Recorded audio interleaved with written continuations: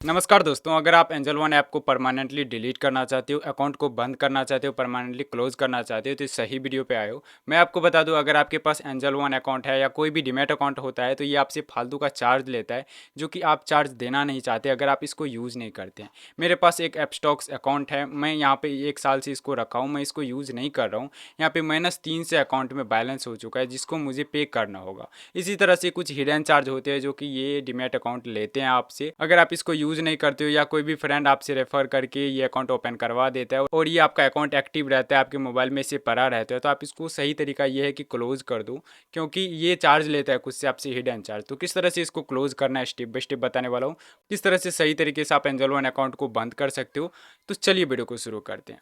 तो सबसे पहले एंजल वन एप्लीकेशन को ओपन कर लेना है। जैसे एंजल वन ऐप को ओपन कर लेते हो आपके सामने में कुछ इस तरह का इंटरफेस देखने को मिल जाता है। अब ध्यान से देखना है, अगर आप अकाउंट को क्लोज करना चाहते हो तो इसका कुछ टर्म एंड कंडीशन है जिसको देखना पड़ेगा।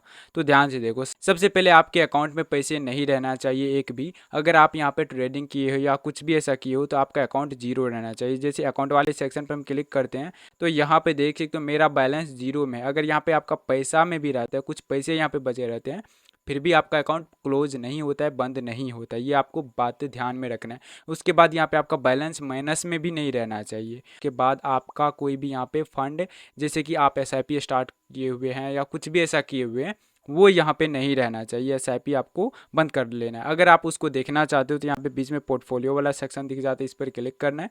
यहाँ पे इक्विटी में चेक कर लेना, कुछ भी यहाँ पे कोई होल्डिंग नहीं रहना चाहिए आपका, कोई भी एसआईपी म्यूचुअल फंड नहीं रहना चाहिए। यहाँ पे देख सकते हो सब कुछ मेरा जीरो है, मतलब मैं यहाँ पे अकाउंट बंद कर सकता हूँ। अगर आपका ऐसा कुछ है तो सबसे पहले आप जाओ उसको विड्रॉल कर लो, या जो कुछ भी आपका माइनस है उसको यहाँ पे सही से सब कुछ कर लो।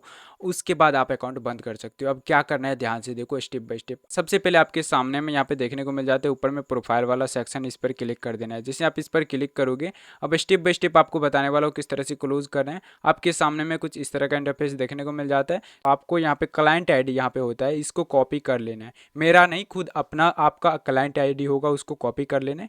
कॉपी करने के बाद आपको थोड़ा सा स्क्रॉल करते हुए नीचे आओगे तो यहाँ पे देख सकते हो close demat and trading account, यहाँ पे शो हो जाता है। इस पर क्लिक करना है, यहाँ क्लिक करना है, यहाँ पे आपका परमानेंटली क्लोज हो जाएगा। अब आपके सामने में कुछ इस तरह का इंटरफेस आ जाता है। यहाँ पे बोल रहा है कि closing demat account trading account, this is rare, please tell us issue. कोई आप इशू फेस कर रहे हो, आप अकाउंट को क्यों बंद करना चाहते हो, तो अपना रीजन दे देना है कि आप अकाउंट को क्यों बंद करना चाहते हो। मैं यहाँ पे चूज़ कर लेता हूँ I don't have a trading knowledge, क्योंकि मेरे पास उतना ट्रेडिंग नॉलेज नहीं है, तो मैं ये चूज़ कर लेता हूँ। अगर आपके पास टाइम नहीं है, जो कुछ भी है यहाँ पे सेट कर देना है।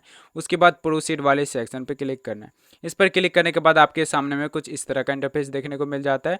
यहाँ पे अकाउंट क्लोजर इज परमानेंट, यहाँ पे आपका अकाउंट परमानेंट क्लोज होगा। तो कीप माई अकाउंट, अगर आपको फिर से रहना है तो करना है, नहीं तो आपको यहाँ पे कंटिन्यू विद क्लोजर वाले सेक्शन पे क्लिक कर देना है। जैसे आप इस पर क्लिक करोगे, आपको वेट कर लेना। आपके सामने में कुछ इस तरह का इंटरफेस देखने को मिल जाता है। अब यहाँ पे देख सकते हो, यहाँ पे आपसे कुछ इस तरह से बोल रहा है, please ensure following before placing an account closure request. आपको क्लोजिंग रिक्वेस्ट देने से पहले आपको कुछ इस तरह का टर्म एंड कंडीशन फॉलो करना है, जो कि मैंने आपको पहले बता दिया। अगर आपके बैंक अकाउंट, यहाँ पे आपके अकाउंट में कुछ भी पैसे हैं तो उसको विड्रॉल कर लेना है। यहाँ पे आप स्टेटमेंट डाउनलोड कर लेना है। अगर आप यहाँ पे ट्रेडिंग या कुछ भी ऐसा किए हुए हैं तो अगर आप उसका स्टेटमेंट डाउनलोड करना चाहते हैं, रिपोर्ट, तो उसको कर सकते हैं।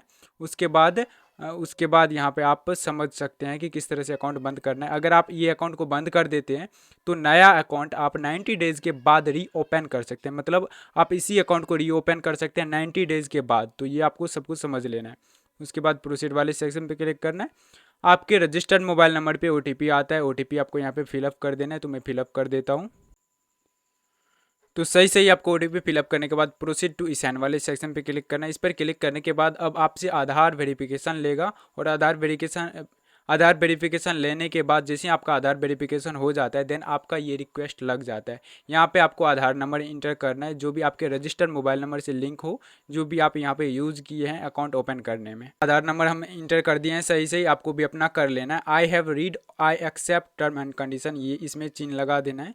सेंड ओटीपी वाले सेक्शन पे क्लिक कर देना है। इस पर जैसे आप क्लिक करोगे, आपके रजिस्टर्ड मोबाइल नंबर पे फिर से एक 6 डिजिट का ओटीपी आता है। आपको यहाँ पे ओटीपी इंटर कर देना है। जैसे आप ओटीपी इंटर कर देते हो, सब कुछ यहाँ पे फिलअप कर देते हो, देन आपका यहाँ पे इस तरह से रिक्वेस्ट लग जाता है। अब ये रिक्वेस्ट लग चुका है, आपका अकाउंट 3 दिन के बाद क्लोज कर दिए जाएंगे। और मैं आपको बता दूं, अगर आप इस अकाउंट को फिर से रीओपन करना चाहते हो तो 90 डेज़ के बाद होगा। अब जैसे ही आप यहाँ पे रिक्वेस्ट लग चुका है, आपको करना क्या होगा, 24 से 48 घंटे में आपके ईमेल आईडी पे, जो भी यहाँ पे ईमेल आईडी इस अकाउंट को ओपन करने में यूज़ किए होंगे, उस ईमेल आईडी पे कुछ मेल आता है। मेल आने के बाद वहाँ पे आपसे बता दिया जाता है कि आपका अकाउंट परमानेंटली बंद कर दिया गया है और आपका जो कुछ भी वहाँ पे आईडी होगा वो शो हो जाएगा। आई होप आप समझ गए होंगे किस तरह से इसको बंद करना है। अगर फिर भी कोई भी कन्फ्यूज़न आता है तो आप मुझे कमेंट बॉक्स में ज़रूर से पूछना। मिलते हैं नेक्स्ट वीडियो में, तब तक के लिए बाय बाय, जय हिंद।